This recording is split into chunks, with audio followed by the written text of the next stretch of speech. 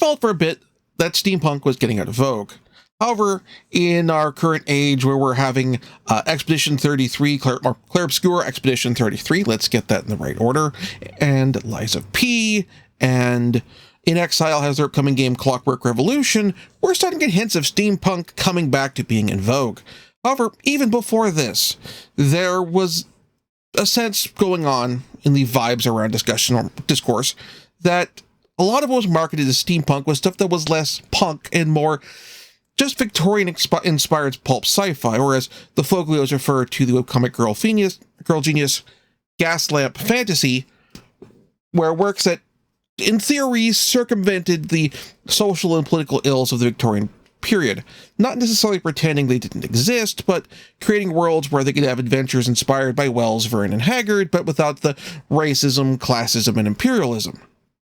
Now, the show I'm talking about today, Princess Principal, feels like a steampunk Ghost in the Shell, a series that engages with the trappings of the setting and the socio-political frameworks, and in the process doesn't paint over the cracks and warts, but rather calls attentions to them and works with them.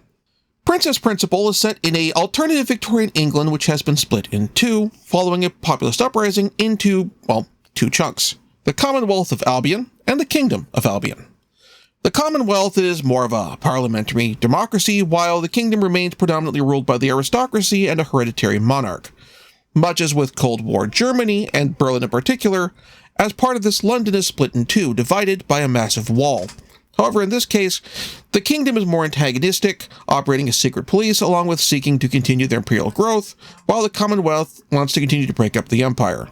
Or, to put it another way, what if East Germany was an aristocratic monarchy and still had the Stasi, only it was steampunk? All of this is fueled by the discovery of cavorite, a fictional mineral originally appearing in an H.G. Wells novel that, within the universe of the series, allows for all manner of anti-gravity devices, including air travel via airship at a pulp 1930s level. Now, the series follows an all-girl team of spies for the Commonwealth, operating undercover out of the Mayfair Academy in the Kingdom as they carry out various operations. A sort of steampunk Ghost in the Shell standalone complex with some light moe topping.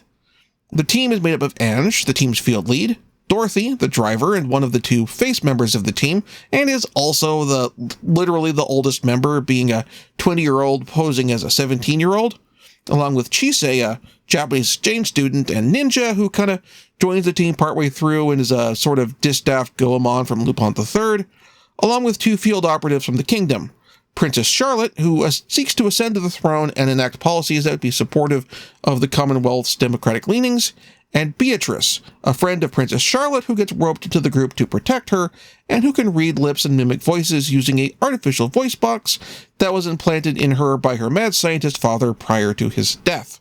While the members of the team use an array of James Bond-esque gadgets, a lot of the actual missions the team goes on feel more gritty. There's a sense of moral compromise to it, that the members of the team have to grapple with doing something morally wrong, but for what is hopefully the right reasons. This is split with some lighter fare.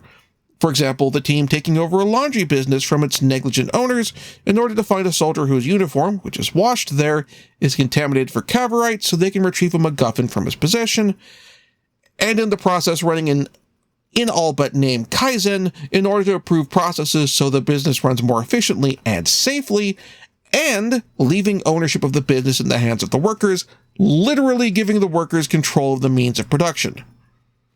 Or we have a melodramatic episode where it has Chise having a sword fight with the man who killed her father on top of a moving train, because pulp goodness. Further, to get into the political baggage that is often ignored by other steampunk works, Princess Principal is very upfront about the warts of the setting. For example, in the aforementioned episode with the laundry plant, the equipment has the same issues with safety and the lack thereof common in Victorian-era factories. The divide between the haves and have-nots is gigantic, with attention to it called by the posh boarding school the students attend compared to the hard-scrabble lives of the ordinary people in the streets of London. This is further compounded by much of the rank and file of the kingdom's military being made up of conscripts from the colonies, while the soldiers for the Commonwealth are generally from more domestic sources.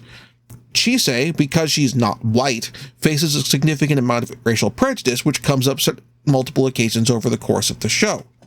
There's also some decent queer representation in this series, with Angie and Charlotte having some straight-up queer text to their relationship.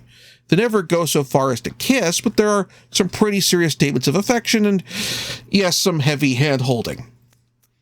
Could it hit harder?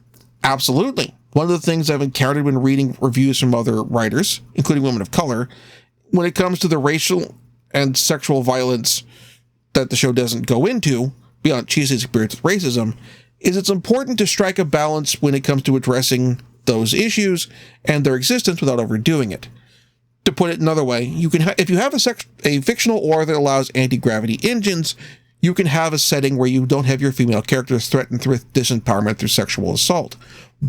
But when you're also dealing with a setting that has an intense colonialist power running the show, and with excellent racial prejudice, you do need to bring that up on multiple occasions.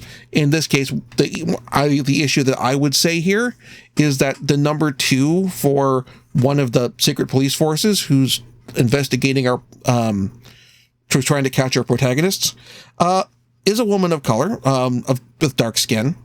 Not clear whether she's of African ancestry or from India, but that never really comes up for her the same way it does with Chisei, in terms of she doesn't appear to face racial prejudice, and so there's not really getting into why is she choosing to work in a position that allows her to uphold the hierarchical forces of power that theoretically are controlling her home country.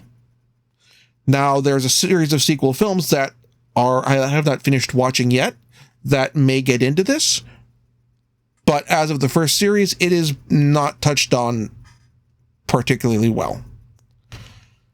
Now, Princess Principal is also fairly light on the fan service, which is nice. Yes, Dorothy is rather buxom and uses that to her advantage on missions, but she nor any other member of the team is particularly seen nude, nor do we get any underwear fan service shots.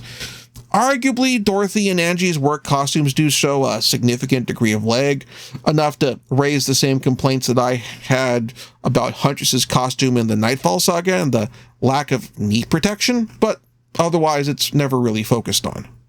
In all, Princess Principal is a show that is successful at pulling off its steampunk setting and its spy thriller plot, combined with some great characterization, and all without intentionally or otherwise becoming imperialist apologia.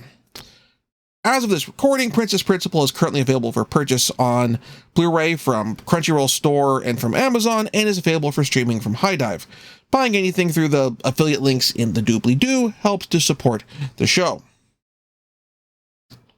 And links, and also, because streaming status changes, I will also have a link in the doobly-doo to the Just Watch page for it, so that you can check to see its current streaming status, because Sentai Filmworks sub-licenses to other streaming services, yada yada yada.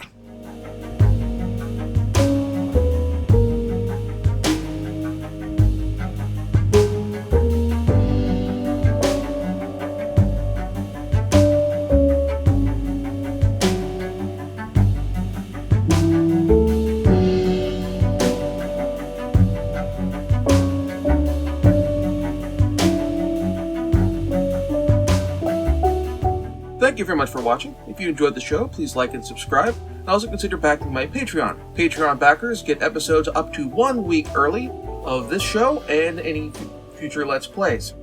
Also, please consider backing my Ko-fi. Toss me a few bucks also helps support the show, and it's not a monthly obligation or anything like that.